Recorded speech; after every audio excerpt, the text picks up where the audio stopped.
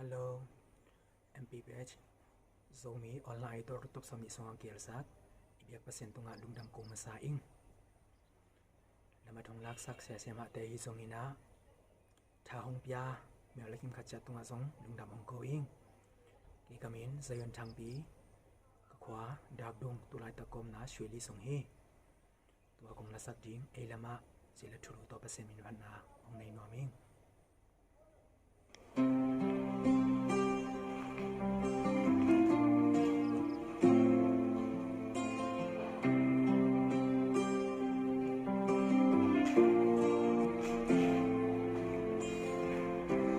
Nisim ka nun tak na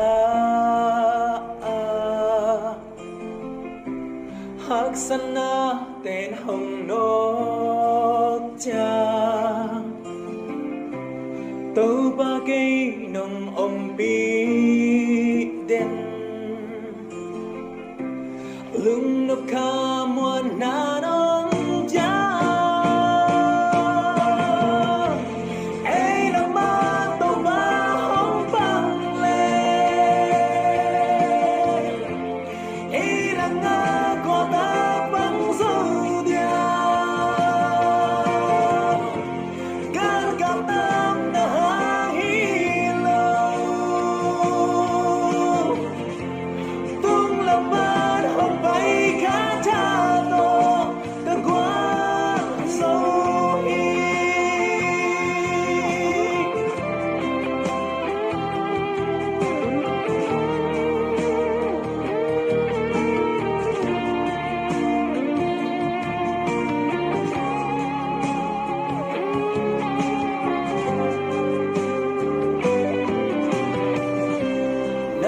sung bek ka khamwa